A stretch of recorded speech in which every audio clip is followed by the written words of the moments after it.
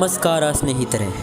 ಪುರಾತನ ದೇವಾಲಯದ ತಳಭಾಗದಲ್ಲಿ ಹುದುಗಿರುವ ಭಾರೀ ಪ್ರಮಾಣದ ನಿಧಿಗಳನ್ನು ಬೃಹತ್ ಗಾತ್ರದ ಸರ್ಪಗಳು ಕಾವಲು ಕಾಯುತ್ತಿರುತ್ತವೆ ಎಂಬ ಕಥೆಯನ್ನು ಕೇಳಿರುತ್ತೇವೆ.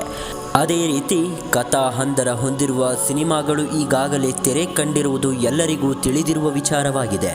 ಆದರೆ ಇದೀಗ ಬರೋಬ್ಬರಿ 46 ವರ್ಷಗಳ ಬಳಿಕ ಪುರಿಯ ಜಗನ್ನಾಥ ದೇವಾಲಯದ ರತ್ನ ಭಂಡಾರದ ಬಾಗಿಲನ್ನು ಜುಲೈ 14ರಂದು ತೆರೆಯಲು ಎಲ್ಲ ರೀತಿಯ ಸಿದ್ಧತೆಗಳು ನಡೆಯುತ್ತಿದೆ. ಮೂಲಗಳ ಪ್ರಕಾರ 1985ರಲ್ಲಿ ಪುರಿ ದೇಗುಲದಲ್ಲಿರುವ ರತ್ನ ಭಂಡಾರದ ಬಾಗಿಲನ್ನು ಕೊನೆಯ ಬಾರಿಗೆ ತೆರೆಯಲಾಗಿತ್ತು. ಅಂದಿನಿಂದ ಇಂದಿನವರೆಗೆ ರತ್ನ ಭಂಡಾರದ ಬಾಗಿಲು ಮುಚ್ಚಿಯೇ ಇತ್ತು.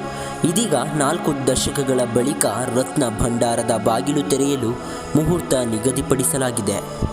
ಅಧಿಕಾರಿಗಳಿಗೆ ನಿಧಿ ಕಾಯುತ್ತಿರುವ ಸರ್ಪಗಳದ್ದೇ ಭಯ.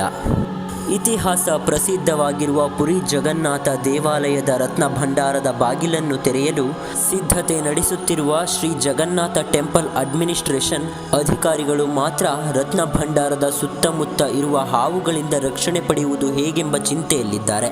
ಅದಕ್ಕಾಗಿ ನುರಿತ ಉರಗ ತಜ್ಞರಿಗಾಗಿ ಶೋಧ ಕಾರ್ಯ ನಡೆಸುತ್ತಿದ್ದಾರೆ.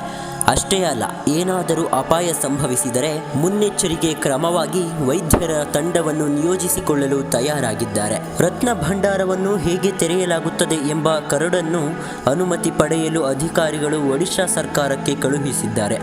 ಅದರ ಜೊತೆಗೆ ನುರಿತ ಉರಗ ತಜ್ಞರು ಹಾಗೂ ವೈದ್ಯರ ತಂಡವನ್ನು ಕಳುಹಿಸಿಕೊಡುವಂತೆ ಮನವಿ ಮಾಡಿಕೊಂಡಿರುವುದಾಗಿ ಶ್ರೀ ಜಗನ್ನಾಥ ಟೆಂಪಲ್ ಅಡ್ಮಿನಿಸ್ಟ್ರೇಷನ್ ಅಧಿಕಾರಿ ಮಾಧ್ಯಮವೊಂದಕ್ಕೆ ತಿಳಿಸಿದ್ದಾರೆ. 1985ರ ಜುಲೈ 14ರಂದು ಬಲಭದ್ರ ದೇವರ ಚಿನ್ನಾಭರಣಗಳ ಪತ್ತೆಗಾಗಿ ರತ್ನ ಭಂಡಾರವನ್ನು ಕೊನೆಯ ಬಾರಿ ತೆರೆಯಲಾಗಿತ್ತು. ರತ್ನ ಭಂಡಾರದಲ್ಲಿ ಎಷ್ಟು ನಿಧಿಗಳಿವೆ ಎಂಬ ಬಗ್ಗೆ 1978ರ ಮೇ 13ರಂದು ಜುಲೈ 13ರವರೆಗೆ ಲೆಕ್ಕಾಚಾರ ಹಾಕಲಾಗಿದ್ದು, ಇದು ಕೊನೆಯದಾಗಿ ನಡೆದ ಲೆಕ್ಕಾಚಾರವಾಗಿತ್ತು. ಆ ಬಳಿಕ ರತ್ನ ಭಂಡಾರದೊಳಗೆ ವಿಷಕಾರಿ ಸರ್ಪಗಳು, ನಾಗರ ಹಾವುಗಳು ಕಾವಲು ಕಾಯುತ್ತಿರುವ ಬಗ್ಗೆ ದಂತಕಥೆಗಳು, ಜಾನಪದ ಕಥೆಗಳು ಹುಟ್ಟಿಕೊಂಡಿದ್ದವು. ಬರೋಬ್ಬರಿ 45 ವರ್ಷಗಳ ಬಳಿಕ ರತ್ನ ಭಂಡಾರದ ಬಾಗಿಲು ತೆರೆಯಲಿದ್ದು, ಅಲ್ಲಿರೋ ಪುರಾತನ ಚಿನ್ನಾಭರಣ, ವಜ್ರ ವೈಡೂರ್ಯದ ಬಗ್ಗೆ ತಿಳಿದುಕೊಳ್ಳುವ ಕುತೂಹಲ ಹೆಚ್ಚಾಗತೊಡಗಿದೆ. ಅದರ ಜೊತೆಗೆ ಅಲ್ಲಿ ವಾಸವಾಗಿರುವ ಹಾವುಗಳ ಬಗ್ಗೆಯೂ ಅಧಿಕಾರಿಗಳಿಗೆ ಅಷ್ಟೇ ಭಯ ಹುಟ್ಟಿಸಿದೆಯಂತೆ. ರತ್ನ ಭಂಡಾರದೊಳಗೆ ಹಾವುಗಳಿವೆ ಎಂದು ಭಯಪಡಲು ಕಾರಣವಿದೆ. ಒಂದು ದಂತಕಥೆಗಳ ನಂಬಿಕೆ, ಮತ್ತೊಂದು ಇತ್ತೀಚೆಗೆ ಜಗನ್ನಾಥ ಹೆರಿಟೇಜ್ ಕಾರಿಡಾರ್ ಯೋಜನೆಯಡಿ ದೇವಾಲಯಕ್ಕೆ ಬಣ್ಣ ಬಳಿದ ಸಂದರ್ಭದಲ್ಲಿ ದೇವಾಲಯದ ಸುತ್ತ ಇರುವ ಹಲವಾರು ಸಣ್ಣ ಸಣ್ಣ ರಂಧ್ರದ ಒಳಗೆ ಹಾವುಗಳು ಹೋಗುತ್ತಿರುವುದು, ಹಾವುಗಳು ಬರುತ್ತಿರುವುದನ್ನು ಪ್ರತ್ಯಕ್ಷವಾಗಿ ಗಮನಿಸುತ್ತಿದ್ದರು.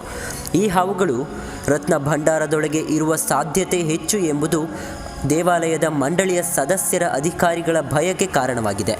ಈ ಎಲ್ಲ ಅಂಶಗಳನ್ನು ಗಮನದಲ್ಲಿ ಇಟ್ಟುಕೊಂಡು ರತ್ನ ಭಂಡಾರದ ಬಾಗಿಲನ್ನು ತೆರೆಯುವ ಮುನ್ನೆಚ್ಚರಿಕೆ ತೆಗೆದುಕೊಳ್ಳಬೇಕಾಗಿದೆ ಎಂಬುದು ಶ್ರೀ ಜಗನ್ನಾಥ ಟೆಂಪಲ್ ಅಡ್ಮಿನಿಸ್ಟ್ರೇಷನ್ನ ನಿಲುವಾಗಿದೆ. ಒಂದು ಅಂದಾಜಿನ ಪ್ರಕಾರ ರತ್ನ ಭಂಡಾರದಲ್ಲಿ ಇರುವ ಅಮೂಲ್ಯ ವಜ್ರ ವೈಡೂರ್ಯ ಚಿನ್ನಾಭರಣಗಳನ್ನು ಬಳಸಿಕೊಂಡರೆ ವಿಶ್ವದ ಹಲವು ಬಡ ರಾಷ್ಟ್ರಗಳ ಆರ್ಥಿಕತೆಯನ್ನು ಸುಧಾರಿಸಬಹುದಂತೆ. 1978ರಲ್ಲಿ ಕೊನೆ ಬಾರಿ ಲೆಕ್ಕ ಹಾಕಿದ ವೇಳೆ ಪುರಿ ರತ್ನ ಭಂಡಾರದಲ್ಲಿ 12,500 ಚಿನ್ನಾಭರಣಗಳಿದ್ದು, ಅದರಲ್ಲಿ ವಜ್ರ, ಪಚ್ಚೆ ಹರಳುಗಳಿದ್ದವಂತೆ. 2018ರಲ್ಲಿ ನ್ಯಾಯಾಲಯವು ಪುರಾತತ್ವ ಇಲಾಖೆಗೆ ರತ್ನ ಭಂಡಾರದ ಆಭರಣಗಳನ್ನು ಪರಿಶೀಲಿಸುವಂತೆ ಆದೇಶಿಸಿತ್ತು. ಈ ಸಂದರ್ಭದಲ್ಲಿ ದೇವಾಲಯಕ್ಕೆ ಪರಿಶೀಲನೆಗಾಗಿ ಆಗಮಿಸಿದ್ದ ASI ಅಧಿಕಾರಿಗಳ ತಂಡಕ್ಕೆ ದೇವಾಲಯದ ಕೀಲಿ ಕೈ ನಾಪತ್ತೆಯಾಗಿದೆ ಎಂದು ತಿಳಿಸುವ ಮೂಲಕ ತಪಾಸಣೆ ಕೆಲಸ ಅಪೂರ್ಣವಾಗಿತ್ತು. ಇದೀಗ ಹೆಚ್ಚುವರಿಯಾಗಿ ಇರುವ ಕೀ ಮೂಲಕ ಬೀಗ ತೆರೆಯಲು ಪ್ರಯತ್ನಿಸುವ ಸಾಧ್ಯತೆ ಇದ್ದು, ಒಂದು ವೇಳೆ ಆ ಕೀಯಿಂದ ಬಾಗಿಲನ್ನು ತೆರೆಯದಿದ್ದರೆ ಬಾಗಿಲನ್ನು ಒಡೆದು ರತ್ನ ಭಂಡಾರದಲ್ಲಿರುವ ಚಿನ್ನಾಭರಣಗಳ ಲೆಕ್ಕಾಚಾರ ನಡೆಯಲಿದೆ.